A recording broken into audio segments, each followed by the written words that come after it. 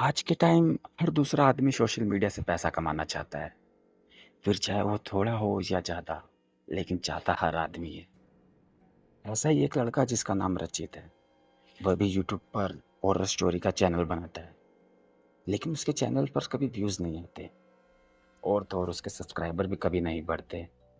ऐसे में वो बहुत कोशिश करता है, लेकिन उसके कभी ना तो सब्सक्राइबर बढ़ते हैं और ना ही उसके चैनल पर कभी व्यूज़ आते हैं।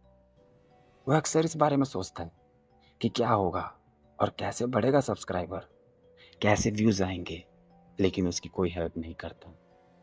वह रोज़ ढेरों सारी वीडियोज़ को देखता था, पर कोई रिज़ल्ट नहीं आता। एक दिन की बात है, जब रचित साइकिल से कहीं जा रहा था, तो उसे रास्ते में एक नींबू और कुछ ब्लैक मैजिक का सामान दिखा, जिसे देखकर रचित के मन में एक ख़्याल आता है कि क्या ऐसा कर कर मैं अपने सब्सक्राइबर बढ़ा सकता हूँ? क्या इससे मेरा चैनल ग्रो हो सकता है? रचित तुरंत घर आता है और काला जादू के ऊपर वीडियो सर्च करता है। और देखता है तो उसे पता लगता है कि हाँ, आप ब्लैक मैजिक के ज़रिए से कुछ भी करवा सकते हैं। पर इसमें बहुत खतरा होता है।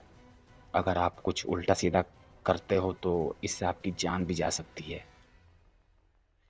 रचित इस बात को अच्छे से समझ लेता है, लेकिन बस ये नहीं समझता कि ऐसा करने से कभी चैनल ग्रो नहीं होता। वीडियोज़ के अनुसार रचित को अब शमशान घाट जाना था, वह भी अमावस की काली रात में। वह पूरी तैयारी कर रखता है और अमावस का इंतज़ार करता है।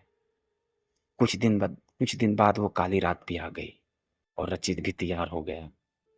रचित जब शमशान घाट पहुँचा तो वहाँ का माहौल देखकर वह बहुत ज़्यादा डर गया, क्योंकि वहाँ पर कोई भी नहीं था सिवाय जलती हुई चिताओं के। वीडियोज़ के अनुसार रचित ने भी वही किया जो उसे बताया गया था। रचित धीरे-धीरे मंत्रों का जाप करता गया और आगे बढ़ता गया, लेकिन उसे ये नहीं पता था कि उसके पीछे कोई खड़ा है, जो सिर्फ़ और सिर्फ़ उसी को देख रहा था। रचित सब कुछ भूलकर बस मंत्रों का जाप करता जा रहा था कि तभी रचित के पीछे से जो व्यक्ति खड़ा था उसकी परछाई दिखी।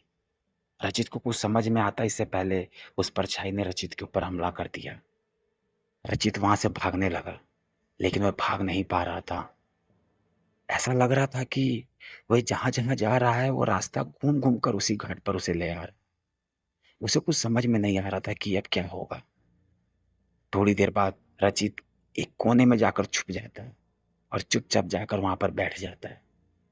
लेकिन उसे नहीं पता था कि वह जहाँ पर बैठा है, वहाँ पर एक कब्र है। रचित के रचित कुछ कर पाता है इससे पहले कि उस कब्र में से एक हाथ निकलता है, जो उसका हाथ पकड़ लेता है। रचित बहुत तेज़-तेज़ से चिल्लाता है, पर उसकी आवाज़ सुनने वाला वहाँ पर कोई भी नहीं था। वो जैसे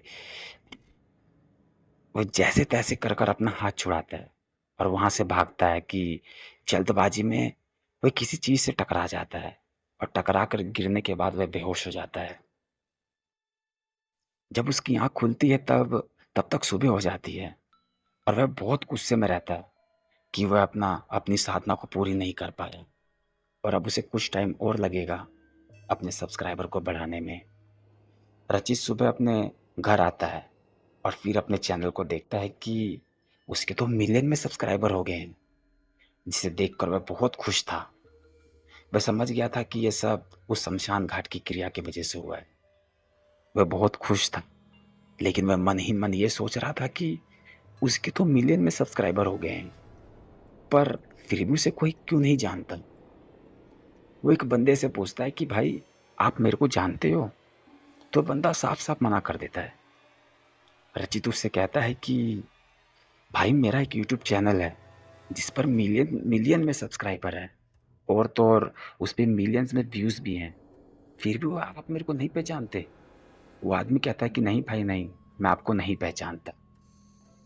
रचित घर आता है और अपने दोस्तों से पूछता है कि भाई, मेरा चैनल को खोल कर देखियो, तुझे कितने सब्सक्राइबर दिख रहे हैं? तो बताता है कि भाई सिर्फ़ 30 ही तो है।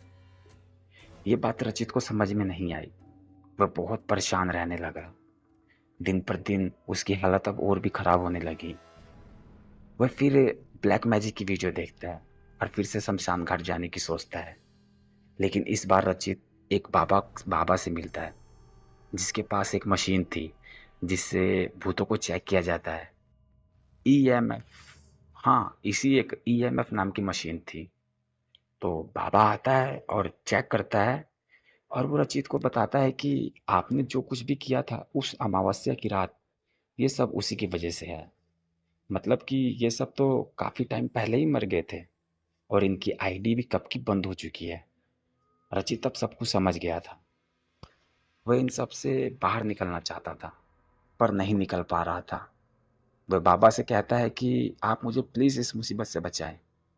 बाबा उसे बताता है कि अब हम दोनों को उस जगह पर जाना पड़ेगा जहाँ से सब आए हैं, लेकिन आप पहले वहाँ सोना मत और डरना भी मत, वरना हम दोनों ही मारे जाएंगे। इनकी तरह तो वह मान जाता है, तो वो मान जाता है और पूरी हिम्मत जुटाकर वह दोनों वहाँ जाते हैं। रचित को वहाँ अकेले जाना होता है और बाबा गाड़ी में बैठा सब देख रहा होता है। रचित बाबा रचित बाबा के बताए तरीके से काम करने लगता है और बस थोड़ी ही देर हुई थी कि वहाँ देखते ही देखते उसके सब्सक्राइबर घूमने लगते हैं, जो कि पहले से मर चुके थे। रचित उन लोगों को देखकर डर जाता है और फिर भागने लगता है। और यहाँ बाबा सब कुछ देख रहा था और कुछ ही देर में रचित गायब हो जाता है। अब बाबा उसे बचाने के लिए बाहर आता है, पर वहाँ रचित नहीं होता। बाबा उसे बहुत ढूंढता है, पर रचित कहीं नहीं दिखता। थोड़ी देर में बाबा को भी घेर लिया जाता है और एक साथ वे सारे मरे हुए लोग बाबा के ऊपर हमला कर देते हैं।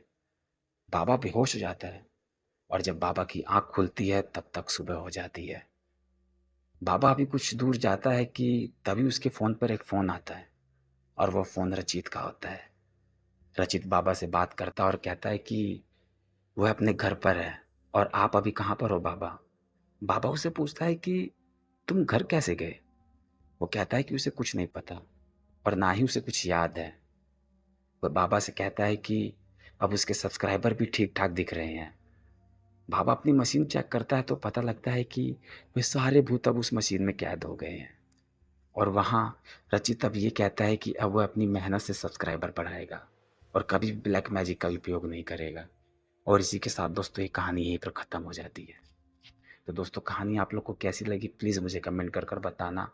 और वीडियो अगर अच्छा लगे तो वीडियो को लाइक करना और चैनल पर अगर नए हो तो प्लीज़ चैनल को सब्सक्राइब करना। मिलते हैं अब अगले वीडियो में।